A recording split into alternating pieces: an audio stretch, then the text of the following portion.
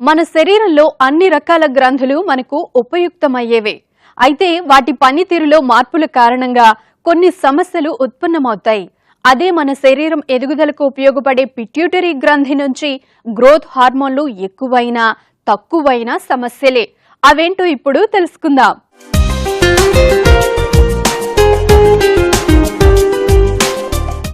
చిన్న కణంగా ఉన్నప్పటి నుంచి 5 అడుగుల శరీరం ఏర్పడేదాకా మన శరీరంలో వివిధ స్థాయిల్లో అనేక రకాల హార్మోన్లు పనిచేస్తుంటాయి. వేర్వేరు గ్రంథుల నుంచి విడుదలయ్యే ఈ హార్మోన్లన్నీ సమన్వయంతో పనిచేస్తూ శరీరంలోని జీవక్రియలన్నింటినీ నియంత్రిస్తూ ఉంటాయి. ఈ గ్రంథులన్నింటికీ టీమ్ లీడర్ వంటిది పిట్యూటరీ గ్రంథి. మెదడులో హైపోథలామస్ కు కింది భాగంలో చిక్కుడు గింజ పరిమాణంలో ఉంటుంది.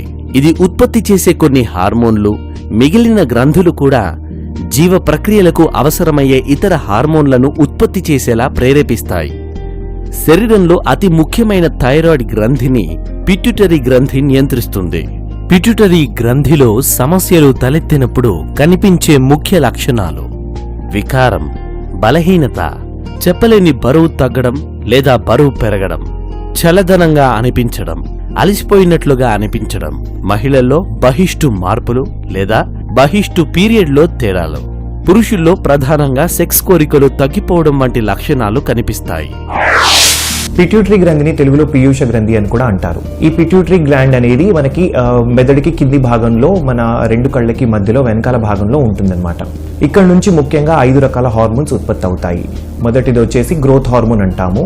ఇది ఏదైతే ఉందో అది మనకి ఎదుగుదలకు సంబంధించిన హార్మోన్ అంటాము. ఒకవేళ ఈ గ్రోత్ హార్మోన్ ఉత్పత్తి తక్కువగా జరిగితే గనక పిల్లలు హైట్ పెరగకపోవటము, ఎత్తు సరిగ్గా పెరగకపోవటం కానీ జరుగుతుంది.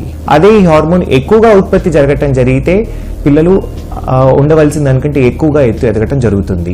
రెండో హార్మోన్ వచ్చేసి థైరాయిడ్ కి సంబంధించిన హార్మోన్ ఉంటుంది. ఈ TSH అనే హార్మోన్ అనేది ఉత్పత్తి అవుతుంది అనమాట.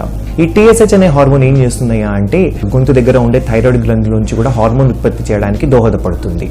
ఒకవేళ థైరాయిడ్ హార్మోన్ గ్రంథి సరిగ్గా పనిచేయకపోవటం జరిగితే గనక TSH అనే హార్మోన్ పిట్యూటరీ ఎక్కువగా ఉత్పత్తి చేస్తుంది. దీనివల్ల థైరాయిడ్ గ్రంథి మళ్ళీ నార్మల్ గా ప్రొడ్యూస్ చేయడం కానీ థైరాయిడ్ హార్మోన్స్ ని చేయడం కానీ జరుగుతుంది. మూడవ రకమైన హార్మోన్ వచ్చేసరికి ACTH అనే హార్మోన్ అంటాము.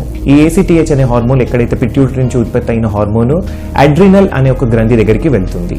అడ్రినల్ కంతులు వచ్చేసి కిడ్నీ పైన ఉంటాయన్నమాట. వీటిని మనం సుప్రారీనల్ గ్లాండ్స్ అని కూడా అంటాము. ఒక్కొక్కసారి ఈ ACTH అనే హార్మోన్ ఎక్కువగా ఉత్పత్తి అవ్వచ్చు లేదా తక్కువగా కూడా ఉత్పత్తి అవ్వచ్చు. తక్కువగా ఉత్పత్తి జరగటం జరిగితే గనక ఈ అడ్రినల్ గ్లాండ్ నుంచి కార్టిజాల్ అనే హార్మోన్ ఉత్పత్తి అనేది బాగా తగ్గిపోతుంది. కానీ అరుదుగా కొంతమందిలో ఈ ACTH అనే హార్మోన్ పిట్యూటరీ గ్లాండ్ నుంచి కొంచెం ఎక్కువగా ఉత్పత్తి జరగటం కూడా జరుగుతుంది. దీన్ని మనం కుషింగ్స్ డిసీజ్ గా పేర్కొంటాము. ఈ కార్టిజాల్ అనే హార్మోన్ ఎక్కువగా ఉత్పత్తి అవటం కానీ జరుగుతుంది. అలా అయినప్పుడు మనుషులు విపరీతంగా బరువు పెరిగిపోవటము, ముఖ్యంగా పొట్ట భాగంలో, ఉదర భాగంలో కొవ్వు చేరుకుపోవటము, కాళ్ళు చేతులు సన్నబడటం జరుగుతుంది. ఇది 4వ హార్మోన్. 5వ హార్మోన్ వచ్చేసి సెక్స్ కి సంబంధించిన హార్మోన్స్ ఉత్పత్తి అవుతాయి అన్నమాట. వీటిని మనం LH, FSH అని మనం పేర్కొంటాము. ఈ LH అండ్ FSH అనేటివి మగవారిలో అయితే టెస్టిస్ దగ్గరికి వెళ్ళేసి టెస్టోస్టెరాన్ ఏదైతే మగవాళ్ళకి సంబంధించిన హార్మోన్ ఏదైతే ఉందో అది ఉత్పత్తి అవ్వడానికి హెల్ప్ చేస్తుంది. అదే ఆడవాళ్లలో అండాశయాల్లో అంటే ఓవరీస్ దగ్గరికి వెళ్ళేసి ఈస్ట్రోజన్ అనే హార్మోన్ ఉత్పత్తి చేయడానికి దోహదపడతాయి. శరీరంలో తగినంత థైరాయిడ్ హార్మోన్లు లేనప్పుడు పిట్యూటరీ గ్రంథి అవసరాన్ని గ్రహించి థైరాయిడ్ స్టిమ్యులేటింగ్ హార్మోన్లను విడుదల చేస్తుంది. ఈ హార్మోన్ సంకేతంతోనే థైరాయిడ్ గ్రంథి T3, T4 అనే థైరాయిడ్ హార్మోన్లను ఉత్పత్తి చేసి రక్త ప్రవాహంలోకి పంపుతుంది. థైరాయిడ్ ఇలా నిరంతరం మన శరీరంలో హార్మోన్లు తగిన స్థాయిలో ఉండేలా చేస్తుంది. ఎప్పుడైనా ఈ వ్యవస్థ విఫలమై థైరాయిడ్ హార్మోన్ ఉత్పత్తికి ఎక్కువైనా తక్కువైనా సమస్యగా పరిణమిస్తుంది. వీటి అసమతుల్యతల వల్ల హైపర్ థైరాయిడ్, హైపోథైరాయిడ్, గాయిటర్ అనే దీర్ఘకాలిక సమస్యలు మొదలవుతాయి. సాధారణంగా పిట్యూటరీ గ్రంథిలో వచ్చే జబ్బులనే పిట్యూటరీ గ్రంథి ట్యూమర్లుగా పిలుస్తారు. ఈ ట్యూమర్స్ ఎక్కువగా యుక్త వయసు వారిలో కనిపిస్తాయి.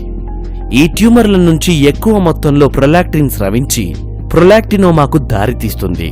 ఎక్కువ మొత్తంలో గ్రోత్ హార్మోన్ విడుదల కారణంగా పెద్దల్లో ఆక్రోమేగాలి, పిల్లల్లో గిగాంటిజం సమస్య కనిపిస్తుంది.